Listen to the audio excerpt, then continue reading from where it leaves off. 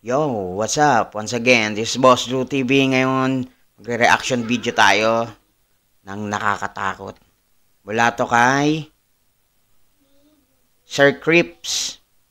5 multo na kuwanan ng camera na susukat kung gaano ka ba talaga katapang.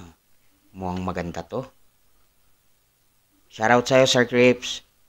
Huwag niyo pong kalimutan i-follow siya, subscribe, at pa-subscribe na rin po sa ating YouTube channel. Ano pang hinihintay natin? Panoorin na natin to. Let's go!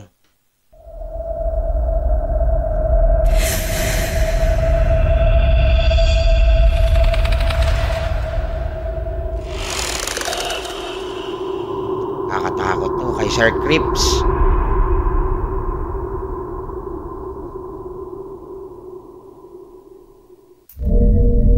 Gumagalaw yung ano.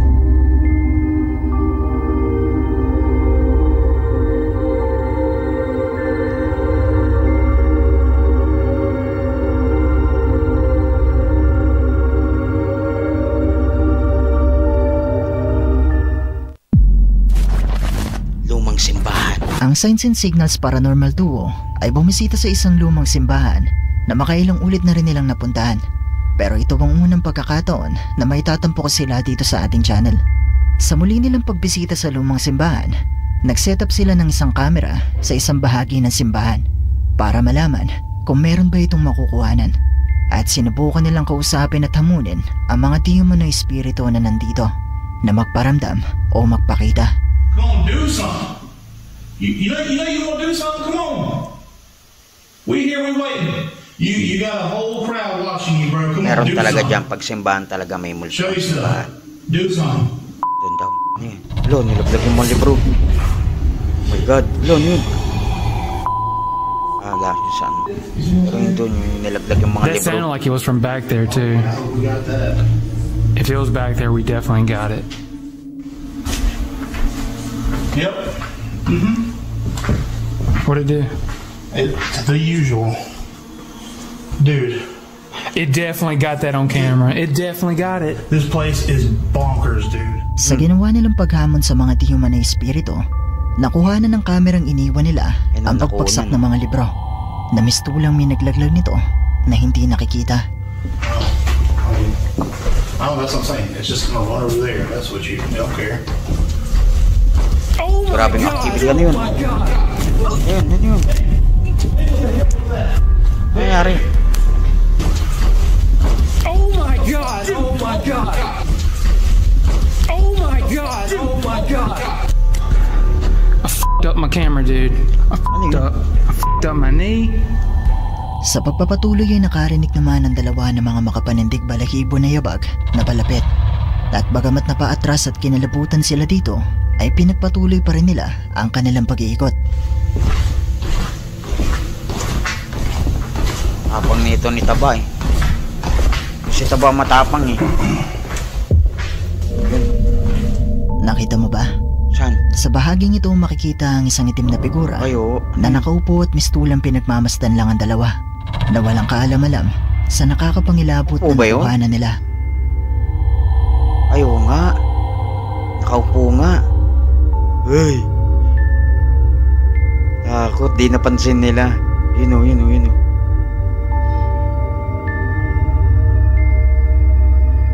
Di nila napansin. Ito ang ika-6 na pagbisita nila sa lumang simbahan at tila palala ng palala at palakas ng palakas sa mga pagpaparamdam. Sa susunod ay itatampo ko naman ang una nilang pagbisita dito. Pero ito nga kaya ang demon na espiritu sa lumang simbahan? Kayo, ano sa palagay nyo? Di naman pwedeng nakaputi. No matter who you are, Ads. there are times it can be tough to be yourself when you have severe asthma. Bahay ampunan. Sina Kevin at Fabio ng Archivo Extinto Channel ay bumisita sa isang abandonadong bahay ampunan na ipinasara mula noong mapabalita na ang pari ng ampunan ay inungulestya at pinapatay ang mga bata. Dahil dito ay pinaniniwalaan na ang ampunan na ito ay haunted at pinamumugaran pa rin ng espiritu ng mga batang pinaslang ng pare. Sa pagpasok pa lang halos ng dalawa sa abandonadong gusali, nagumpisa na agad ang mga pagpaparamdam. Pwede niyan. Paparamdam na kagad. Boses ng bata.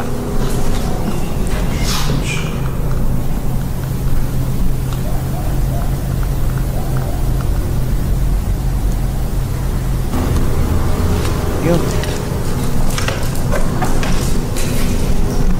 May naririnig. Kaya mag-ano kayo. Mag-earphone kayo.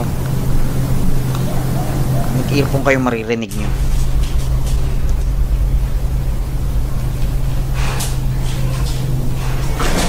Yun, may lumalagabog yun. Ba't may aso?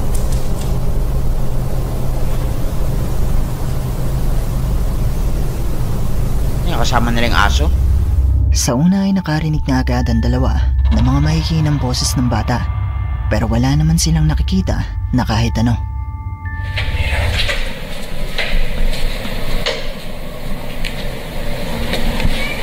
Oo, meron nga. Mag-earphone kayo, maririnig nyo. Pag nag-earphone kayo, ayun o. Umihiyaw yung bata. May naririnig silang bata, may naririnig sila. Ayun o.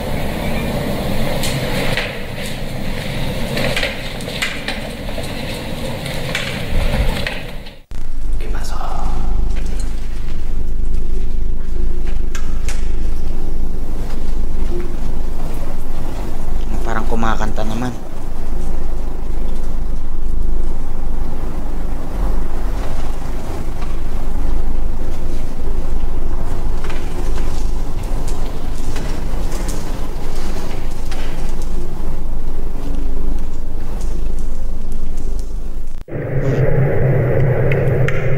Nagulat naman yun. Nagulat ako. Yung aso yata yun.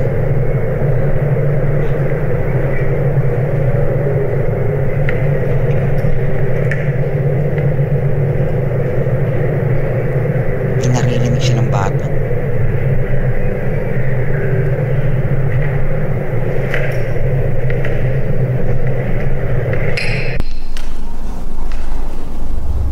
Sa pagpapatuloy nakarinig naman ang dalawa ng mga makapanindig balahibo na tinig ng mga bata na tila tumatawa at kumakanta.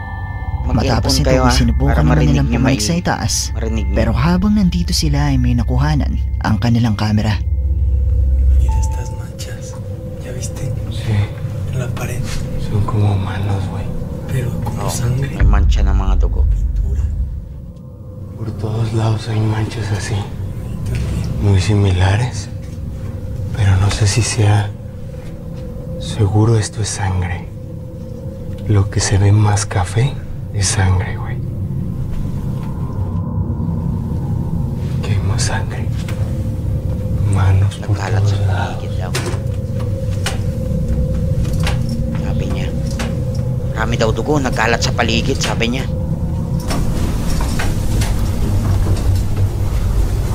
Mga bakas. Ayan.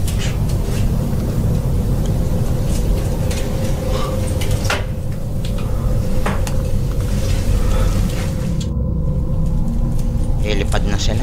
Ate.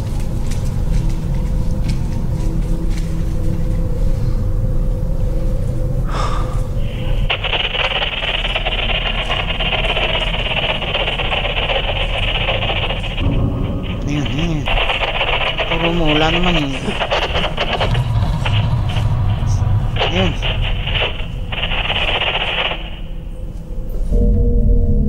Habang ang dalawa ay nasa hagdanan, nakakita sila ng mga bakas na hindi sila sigurado kung kamay na may dugo o pintura. Pero nang makapanik na sila sa itaas, makikita sa ibaba ang tila isang batang lalaki na nakatayo at tila pinagmamasdan lang sila. Nakikita. Ayun. Ayun nga, yun, sa baba. Ayun oh. Kitang-kita oh, yung bata oh. Isa nga kaya ito sa multo ng mga batang pinaslang ng pare. Ang mga boses kaya na nakuhanan nila ay magpapatunay na ang kaluluwa ng mga batang ito ay nandito pa rin sa ampunang ito. Ano sa tingin nyo? Puro na lang. Wala kung ano sa tingin nila. Ads. abandonadong kubo. Sina Luisa Tudin ng Terror al Extremo ay bumisita sa isang abandonadong kubo sa Mexico na nasa tagong lugar at pinaniniwala ang haunted. Sa pagdating ng dalawa sa lugar, sinubukan na lang patayin ng mga ilaw at dito ay nakuhanan agad nila ito. Casi no se ve. ¿No se ve? No, es que sí, de plano no se ve. Sí lo pongo.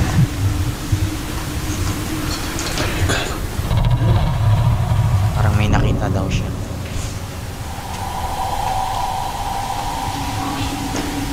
No sé si se reflejó. Oh no, si pasó alguien, Luis. No inventes, cara. Lobat. Lobat. No sé si se reflejó. Oh no, si pasó alguien, Luis. Ano yun? Diyos ko po. No inventes, cara. Buksan yung ilaw. Ano yun? Pero allí, enfrente de ti. Meron daw sa harap niya kanina.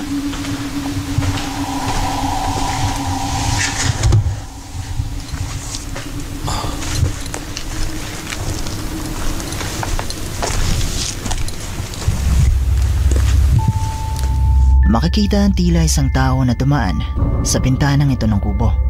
Pero ang kakaiba dito, kung susukatin mo ang taas nito, ay di hamak na mas malaki ito kumpara sa isang normal na tao. Pero hindi lang ito ang pagkakataon na nakuhanan nila ito.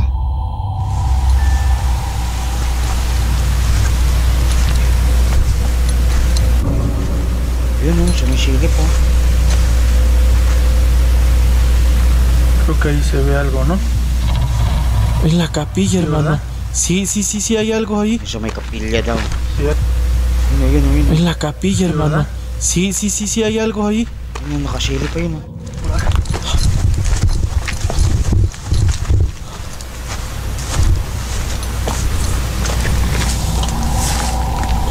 Wala naman.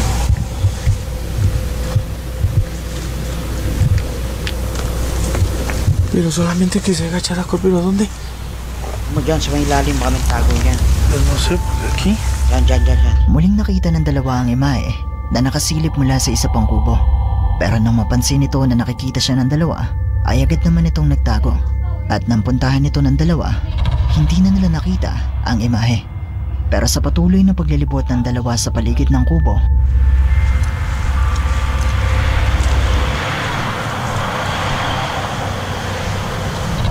ayun na naman. Nandun na naman oh. Yun. Kita na naman doon. Mira, Odín, está allá adentro. ¿Dónde, hermano?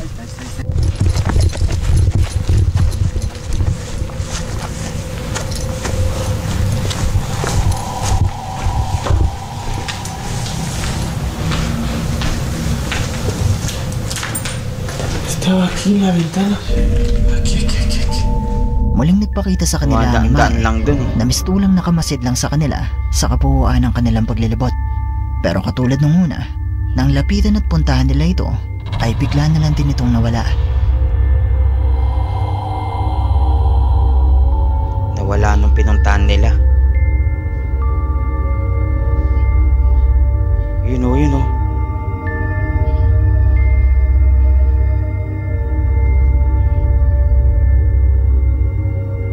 Totoo nga kaya ang kanilang mga nakuhanan sa bidyong ito? Haunted nga kaya ang abandonadong kubong ito? Malamang. Isa nga kaya itong multo o entity? Kung hindi naman ito multo bantay o yan entity, dyan, bantay. Ano sa tingin nyo ang isang ito? Siya nagbabantay dyan. Albion Online is a sandbox MMORPG in which you write your own story in Eco Si Park. Ghost Hunter 44 na isang Pinoy Ghost Hunter ay bumisita sa isang Eco Park sa Maragusan, Davao de Oro para maglibot at malaman kung totoo nga bang may nagpaparamdam dito. Panood na ako dati ng mga ano niya. Ng kanyang paglilibot ay may napansin na agad ang kanyang mga viewers.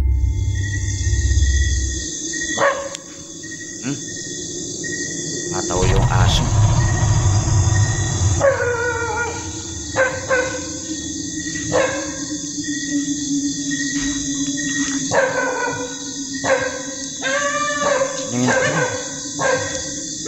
Pasok natin guys. Ayun, may kaitim doon ah. May puno ah. Nakita ko nakitim dun ah. Nakita mo ba? Oo, nakita Sa ko likod yun. ng isang puno Yun, makikita yun. na tila may nakatago na isang itim na imahe. Namistulang isang tao na nakadamit na itim. Pero hindi lang ito ang pagkakataon na nakuhanan niya ito.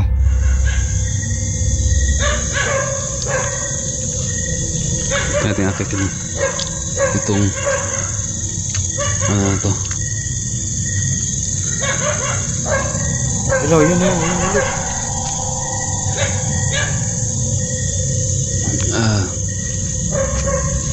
Sobrang creepy na lugar.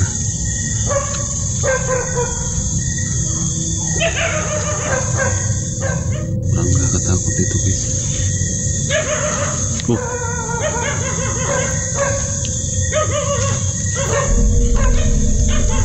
Tatanungin kita ulit. Nakita mo ba? Habang papanik si Ghost Hunters 44 sa itaas na bahagi ng parke, makikitang muli ang isang itim na imahe na nakatago sa mga kawayang ito. Pero ilang minuto pa ang lumipas, nang muli itong matapatan ng kamera, ay wala na ito.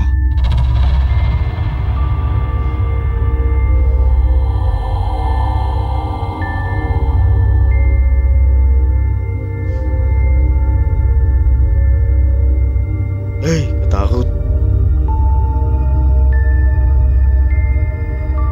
Hindi niya ito napansin ng mga oras na Ghost nandito Hunter siya kaya tayo? o nung ine-edit niya pa lang ang video. At itinuro lang ito sa kanya ng kanyang mga viewers.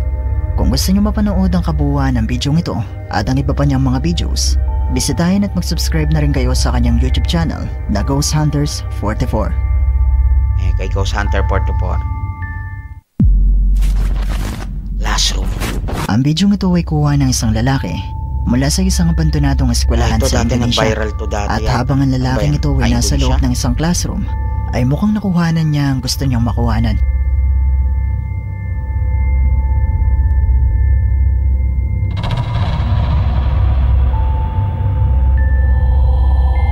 Uy.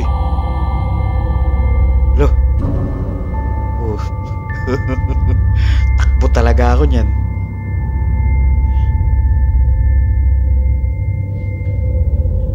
Kung di ka mapatakbo, tapang nito.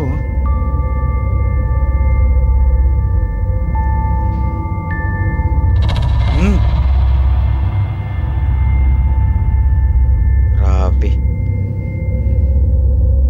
Grabe aktibo nung multo.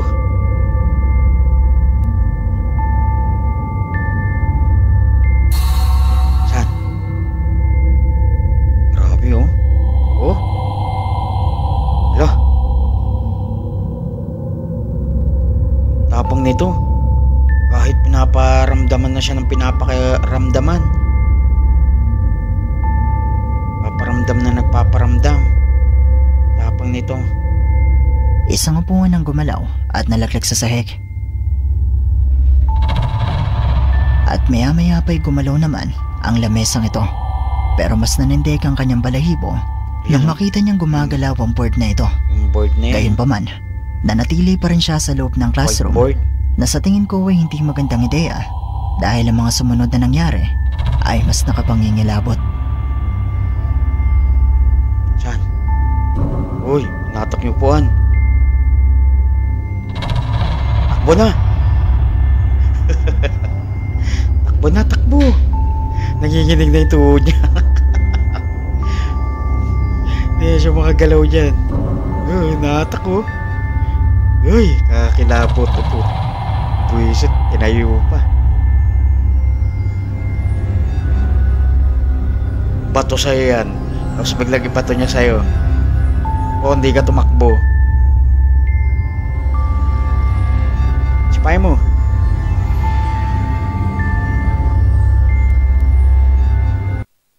Ay, nako. Ang ganda na eh. Intense na eh. May ads pa eh. Naku, ginalaw pa. Uy, grabe. Grabe, aktibo yung ano. Multo dyan, tinatakot talaga siya ng tinatakot.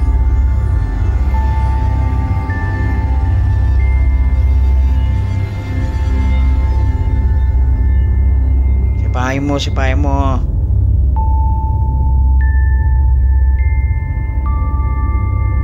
malaman niya matapang ka rin. Wala, ano yun? Kakatakot yun. Wala, nakita niyo yun. Wala. Nakaputi, ang pangit ng mukha. Ayun o. Nakita niyo? Gumanap tumayo ng kusa ang upuan at unti-unti itong humarap sa kanya. Pero ang mas nakapangingilabot dito ay yung pagdaan ng tila isang batang babae sa bintana nito. Ayun o. Yun may tsuro o. Mulo. Oh. Tingin sa kanya oh. Namulutang eh. Hindi naglalakad eh. Iba yung naglalakad. Gumagalaw dapat eh.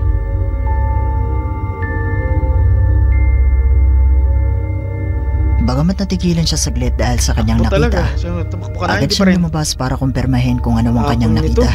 At wala namang babae na naroon. Pero totoo nga kaya ang kanyang mga nakuhanan sa bidyong ito?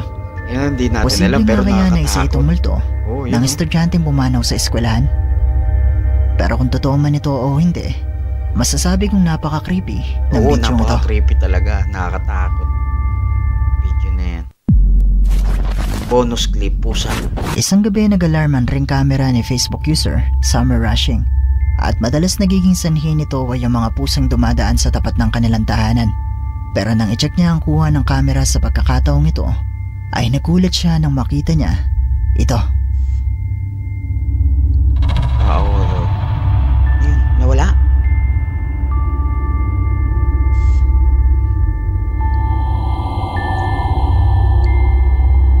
Ano, ba't nawala yung pusang puti? Nakuha na ng camera ang dalawang pusang ito na isang itim at puti. Pero ang kakaiba dito ay nang tumakbo ang puting pusa ay mistulang naglaho ito sa hangin.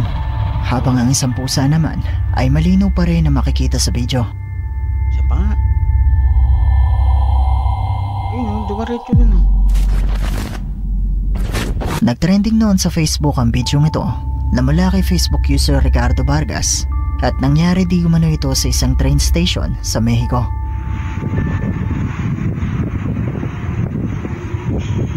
Meron dyan.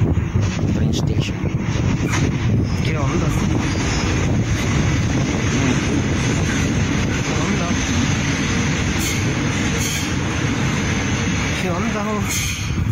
May parating na train pero wala.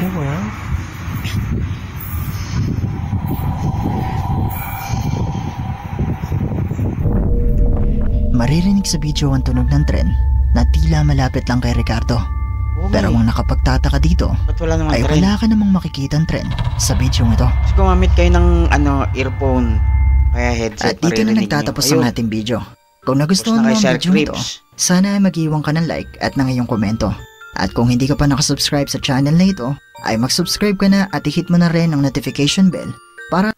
Pati na rin sa akin, subscribe na rin po kayo at pahit na rin ang notification bell. Maraming salamat po. Nakakatakot po yung video to. Kinilabutan din ako. Hanggang dito na lang. Sa susunod ulit. Thank you.